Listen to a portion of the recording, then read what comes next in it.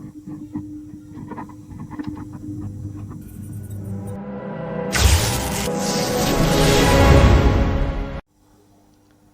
ဂလာပါဘူတီတိုတက်ချန်နယ်ကနေကြိုဆိုလိုက်ပါတယ်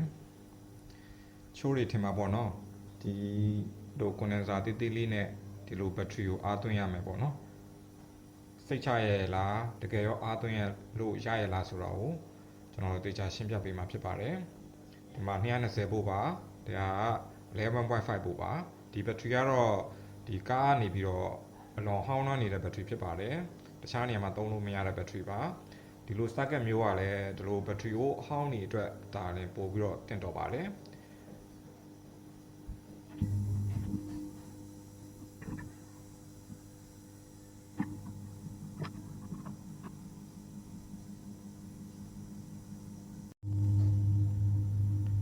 ဒီလို socket လေးကစိတ်ချရလားဆိုတော့ဒီ condenser socket လေးကစိတ်ချရလားဆိုတော့အပိုင်းနဲ့ပတ်သက်ပြီးတော့ဒီ condenser နဲ့သူက boring ကို short ချပြီးတော့တုံးထားတာဖြစ်တဲ့အတွက်ကြောင့်မို့လို့ပစ္စည်းပိုင်းအနေနဲ့ဆိုလို့ရှိရင်တော့အလွန်စိတ်ချပါတယ်ဒီ bridge diode ကလည်းအကြီးကိုတုံးထားတာပါဒါပေမဲ့ဒီ condenser တန်ဖိုးသေးတဲ့အတွက်ကြောင့်မို့ ampere နည်းနည်းလေးပဲသူကစီးဆင်းမှာဖြစ်ပါတယ်ဒီ condenser အသေးကတော့ကျွန်တော်တို့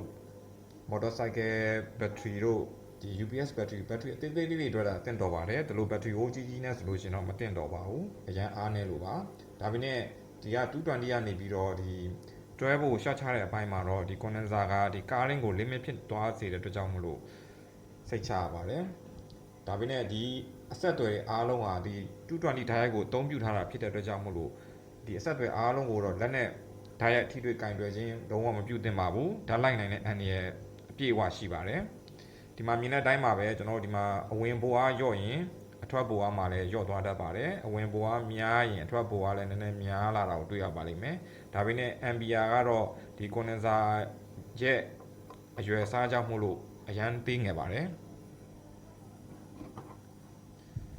ဒါကတော့ ampere တိုင်းဖို့အတွက်ပါသူကငကိုတဲ့ဟိုကဒီလောက်တန်ဖိုးပြနေပါတယ် AC ampere တိုင်းမှာဖြစ်ပါတယ်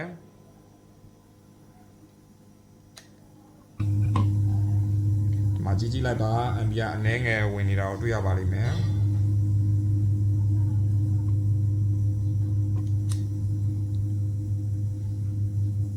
ဒါမူရင်ဘာမှမတိုင်းတာတဲ့ ampere ဖြစ်ပါတယ်ဒီမှာဆိုတော့ ampere အနည်းငယ်စီးဆင်းနေတော့တွေ့ရမှာဖြစ်ပါတယ်ဒါပေမဲ့ condenser တန်ဖိုးသေးတဲ့အတွက်ကြောင့်မို့လို့ ampere နည်းနည်းတာလေးစီးဝင်ပါတယ်အဲ့ဒီအစားကျွန်တော်တို့ကဒီလို condenser အကြီးတွေကိုအသုံးပြုရင်တော့ပို့ပြီးတော့တင့်တော်ပါတယ်ကျွန်တော်ဒီ battery ကိုအကြီးတွေဆိုလို့ရှိရင် condenser အကြီးကိုပဲအသုံးပြုပေးရမှာဖြစ်ပါတယ်ဒီနေရာမှာကျွန်တော်ဒီ condenser ကိုသုံးပါမယ်ဒီကောင်ကတော့450ကို50 microfarad ဖြစ်ပါတယ်ဒီမှာဘိုးအားများများကိုသုံးတာပို့ပြီးတော့စိတ်ချရတဲ့ကြောင့်မို့ဘိုးအားမြင့်တဲ့ကောင်ကိုသုံးချပါမယ်ဒီကောင်က50ဟိုကောင်ကတော့ 1.5 တာလည်းရှိပါတယ်ဒါကြောင့်မို့အစတော်တော်များများကွာခြားသွားမှာဖြစ်ပါတယ်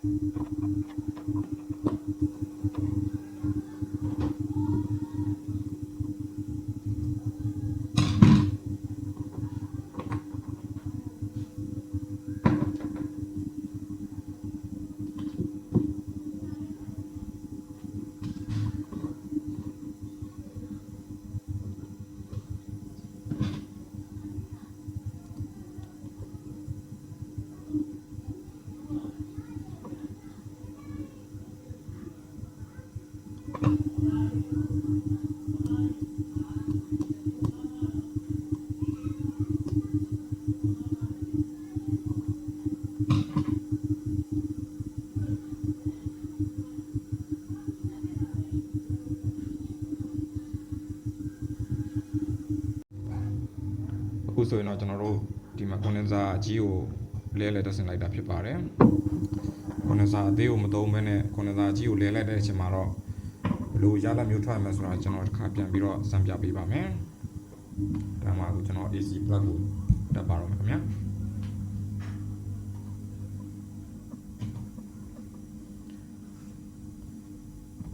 အခုမြင်တဲ့အတိုင်းမှာပဲဒီအားသွင်းတော့ပို့ပြီးတော့မြန်မြန်ဆဆဖြစ်သွားတာကိုတွေ့ရပါလိမ့်မယ်ကျွန်တော်တို့ဒီလို battery အိုးအကြီးတွေဆိုလို့ရှိရင်တော့ဒီ condenser အကြီးကိုသုံးတာပို့ပြီးတော့စိတ်ချရပါတယ်ခင်ဗျနောက်ပြီးတော့ဒီ circuit နဲ့သုံးတဲ့နေရာမှာကျွန်တော်တို့ဒီ control မပါတာကြောင့်မို့လို့ဒီကျွန်တော်တို့မီတာဒိုင်ခွဲလေးတစ်ခုတော့မဖြစ်မနေတက်ကိုတက်ထားတင်ပါတယ်။ဘာကြောင့်လဲဆိုတော့ဒီလို battery တွေက14.8 volt ထက်ပိုကျော်ပြီးတော့အားသွင်းလို့မတင်တော့တဲ့အတွက်ကြောင့်ဖြစ်ပါတယ်။ဒါကြောင့်မို့လို့ကျွန်တော်ဒီမီတာလေးကိုကြည့်ပြီးတော့မှသာအားပြေလားမပြေလားကျွန်တော်တို့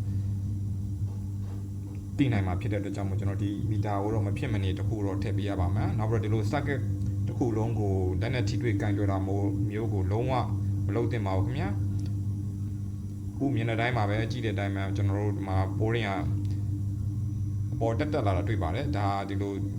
battery ကို charging သွင်းနေတာဖြစ်ပါတယ်ဒီလိုပစ္စည်းနှင်းငယ်နဲ့လောက်တဲ့အတွက်ကြောင့်မလို့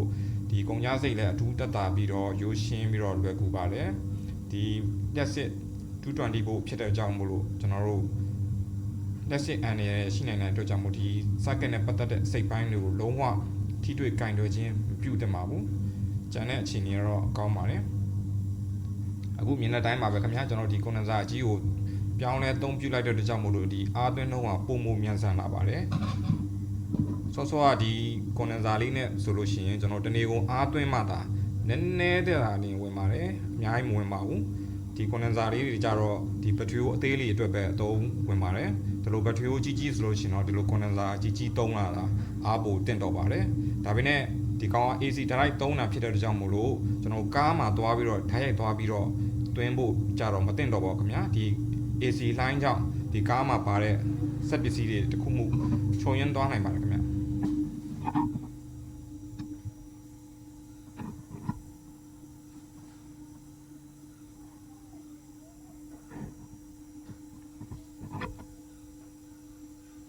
ဟုတ်ကဲ့လွယ်ကူစွာယူရှင်းပြီးတော့ condenser အားသွင်း battery အားသွင်းဆက်လေးဖြစ်ပါတယ်ဒီဆောက်အောင်မြင်ပြီးတော့ပျော်ရွှင်နိုင်ကြပါစေခင်ဗျာအားပေးတဲ့အတွက်ကျေးဇူးအများကြီးတင်ပါတယ်